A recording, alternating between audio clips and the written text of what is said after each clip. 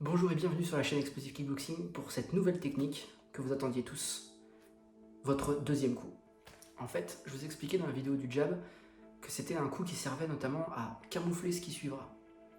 Bah justement, aujourd'hui on va voir ce qui suit, c'est-à-dire la première touche franche sur l'adversaire. Je vais vous apprendre le cross punch. Alors le cross punch, qu'est-ce que c'est? C'est tout simplement un coup de poing de votre bras dominant. Donc pourquoi ça s'appelle cross? Parce que to cross en anglais c'est traverser. Et en fait votre poing arrière va littéralement traverser toute votre garde pour venir sur le menton de l'adversaire ou sur une autre surface de son corps. C'est ce qui fait les variantes. On a le cross body, on a plusieurs choses un peu comme le jab. Et c'est des choses qu'on verra au fil du temps. Aujourd'hui je vais vraiment mettre l'accent sur quelque chose d'essentiel parce que vous allez voir que vous allez avoir beaucoup de puissance dans ce coup-là.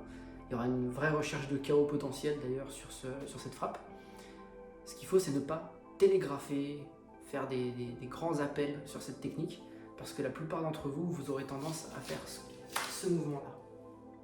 On va rechercher de la puissance encore plus loin derrière, mais on va donner une indication à l'adversaire comme quoi on va chercher cette puissance pour ce bras-là, pour venir le chercher. Et en fait, en faisant ça, l'autre aura trop d'indications et généralement vous allez manquer ou prendre un contre. Et le contre, c'est fatal. Votre énergie cumulée à celle de l'adversaire, vous prenez une énorme frappe. Donc, prochainement, je vous apprendrai, quand vous aurez un panel technique un peu plus important, avec les crochets, les uppercuts, à ce moment-là, je vous expliquerai comment camoufler votre recherche d'énergie, c'est-à-dire comment aller chercher de l'énergie sans le montrer à l'autre, notamment sur des esquives, ce qu'on appelle le shift weight, c'est-à-dire le transfert de votre masse corporelle, un transfert de poids. Et ben en faisant ça, je vais chercher de la puissance à droite, je vais chercher de la puissance à gauche, et c'est là que je viens justement chercher cette puissance à l'arrière pour emmener le cross punch. Mais tout ça, on le verra plus tard. Du coup, on reprend la garde que vous connaissez déjà tous normalement. Je vais pas tout répéter, hein. Vous savez, dans ma vidéo du jab, il y a déjà beaucoup d'explications. Et je vous invite à vous y référer pour pas que les vidéos durent 20 minutes. Je peux pas tout répéter à chaque fois, sinon ça fait des vidéos beaucoup trop longues. Donc, on est parti. Juste un grand rappel sur quelque chose. Votre jambe arrière, comme je vous expliquais dans la première vidéo, elle ne doit surtout pas être morte. C'est-à-dire à plat, voire même tendue à plat, ça c'est le pire truc.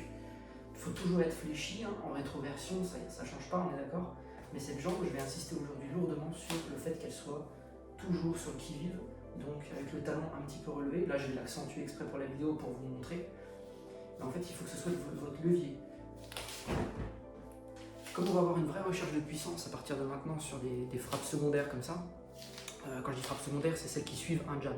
Voilà, pour bien comprendre, le jab crée une ouverture, crée une réaction chez l'autre. Parfois va toucher, et là ce sera l'idéal quand vous aurez un jab très rapide, il va venir toucher, donc désorienter un petit peu l'autre, ouvrir sa garde pour rentrer indirect ou toute autre chose qu'on verra par la suite. C'est pour ça que cette jambe, elle doit répondre, elle doit vraiment répondre très rapidement. Donc je vais volontairement encore plus accentuer les choses aujourd'hui, vous montrer le pivot qu'il faut exécuter. Normalement, je dis bien normalement, ce coup de poing là viendra plus facilement que le jab, parce que déjà c'est votre deuxième coup de poing, si vous avez suivi la chronologie. Et puis ça sera votre bras dominant. Donc normalement on a moins de difficultés avec celui-ci. Ne travaillez pas lourdement au départ. C'est le meilleur moyen pour casser un poignet, voilà, une mauvaise frappe comme ça. Beaucoup de gens sont venus ici, se sont blessés sur José, se sont blessés sur mon sac. Tout simplement parce qu'ils tapent trop fort dès le début sans avoir le bon mouvement. Des gens qui font des crochets comme ça.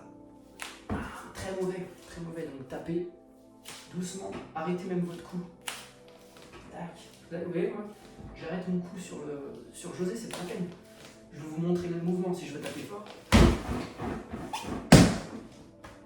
Ça va trop vite, ça sert à rien. Donc la jambe arrière, ne l'oubliez pas, c'est votre levier de puissance. C'est la première surface de contact au sol qui vous emmènera à votre hanche. Parce que oui, il y a toujours la hanche. Votre hanche à l'arrière, va devoir venir vers l'avant. Donc vraiment, il y a ce travail-là à effectuer. Et sans votre pied arrière, vous ne pouvez pas le faire. C'est-à-dire que si ma jambe est morte, je ne peux pas faire passer la hanche. J'ai beau faire tout ce que je veux, c'est limite mon genou qui va céder là. Si je fais ça, j'ai l'impression que mon genou va faire. Donc vous allez être obligé de décoller ce pied. Et en décollant ce pied, obligé de faire ce pivot. Comme ça. Et là, vous allez vous ancrer dans le sol. Mais véritablement, là, j'ai une pointe de compas qui est hyper stable. Mon centre de gravité est toujours bien au centre ici. Hein, jamais trop sur l'avant, sauf si on cherche une frappe, ce qu'on verra plus tard, un overhand. Voilà, ça c'est un overhand où on va chercher la puissance, on va retomber sur l'autre violemment. C'est différent. Là, on est sur l'autre, sur un centre de gravité très stable, parce qu'on veut pouvoir revenir en cas d'échec, et même en cas de réussite, revenir pour pouvoir mieux repartir ensuite. Donc là, pour l'instant, on ne tombe pas sur l'autre, et on ne tombe surtout jamais en arrière, on n'attaque jamais sur l'arrière comme ça, sauf en position de défense, où on se barre avec des jabs, ça ok. Encore que, normalement, vous partez toujours avec votre centre de gravité ici, parce que si l'ennemi vous tombe dessus et que vous êtes déjà sur l'arrière, vous tombez. Donc toujours, comme ça.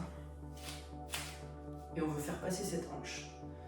Le pied fait pivot, la hanche va suivre, et là, limite, regardez ce qui se passe.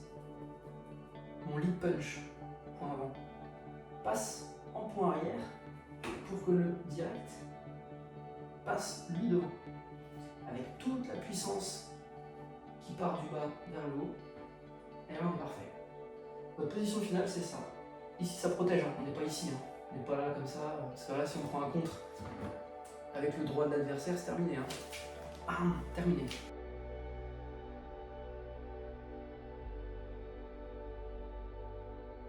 Maintenant je vais enfiler les gants, et on va faire tout ça naturellement. Ok, on est parti à vitesse réelle, donc là, on se repositionne, je suis bien en distance de pointe, n'oubliez pas. Ne commencez pas à initier des attaques sans connaître votre distance. Là, on est en distance de pied, clairement. Je viens rien toucher, sauf si je rentre à mort, mais si je rentre à mort, mon poids tombe sur l'avant, je suis plus en mesure de repartir si j'échoue. Travaillez bien, connaissez votre corps, je ne peux pas vous donner d'indication de distance, parce qu'on ne mesure pas tous la même hauteur, on n'est pas tous fait pareil, et on n'a pas tous la même longueur de bras surtout, malheureusement. Enfin, pour moi surtout parce que les grands me font chier. Le but aujourd'hui c'est de vous initier donc au cross punch, mais c'est pas pour rien. En fait ce que je vais vouloir faire au fil de mes vidéos, c'est connecter les vidéos entre elles pour pouvoir vous apporter des combinaisons, ce qu'on appelle vos premiers combos. En l'occurrence aujourd'hui, en intégrant bien le cross punch, on va faire la première combinaison, c'est-à-dire le one-two. Et je vais volontairement aujourd'hui vous montrer à chaque fois jab, cross, pour que vous intégriez le one-two. C'est la première combinaison la plus connue, on va dire, en boxe. Alors, ici on est en garde. Donc je vous fais volontairement une garde conventionnelle, même si moi je combats pas du tout en conventionnel. Moi j'ai une garde pique-bout comme ça. Donc ça a des avantages, ça a des inconvénients, on en parlera plus tard. C'est trop tôt pour les gardes.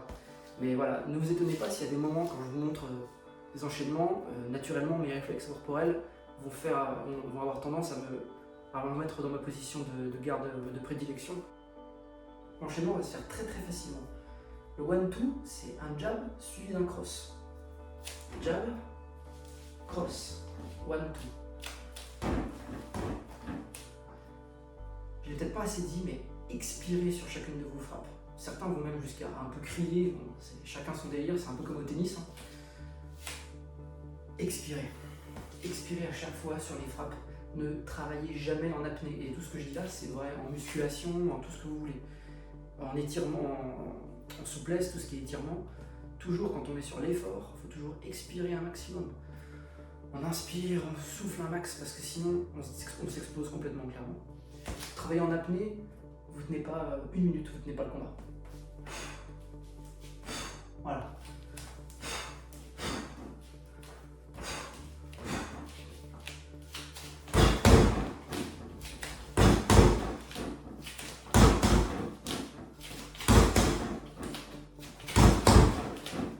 Je vais vous montrer un petit peu au sac ce que ça donne.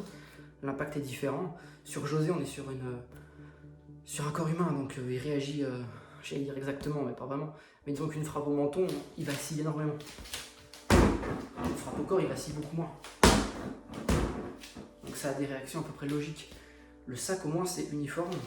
Donc vous allez bien voir le mouvement.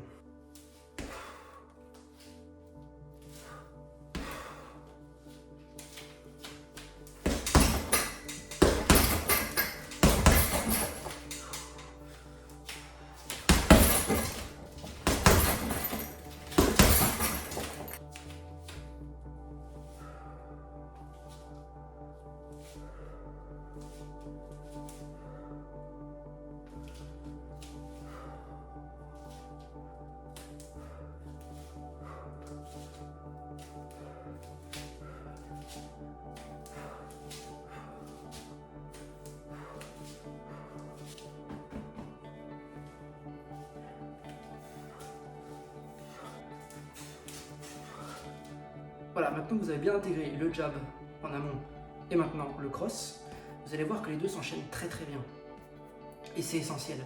C'est votre premier combo et c'est celui que vous allez sortir le plus souvent parce que clairement, ça va super bien. Quand vous balancez votre jab, on a tout de suite envie que ça suive derrière. On a tout de suite envie que notre bras dominant y travaille. En fait, c'est la recherche de puissance qui vient naturellement. On a ce premier piston qui s'enclenche. Automatiquement, quand il revient, on a un gain de puissance quand il revient. Quand il revient, vous voyez ce qui se passe? Mon épaule a tout de suite envie de prendre les devants, quoi. Puis d'ailleurs, c'est ce qu'elle fait. Elle passe vraiment devant, à gauche. Bam. C'est ça qu'on veut. Bam. Bam. Quand un point travaille, l'autre est toujours en protection du point de KO. N'oubliez pas, le menton, c'est la vie. Tout ça, c'est la vie aussi. Mais surtout lui. À ne pas négliger.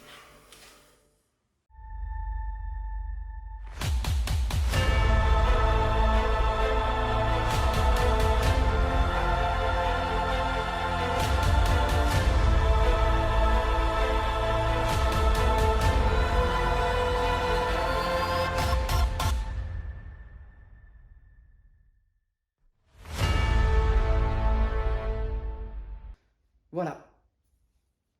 À bientôt pour une prochaine vidéo sur Explosive Kickboxing. Et entraînez-vous bien.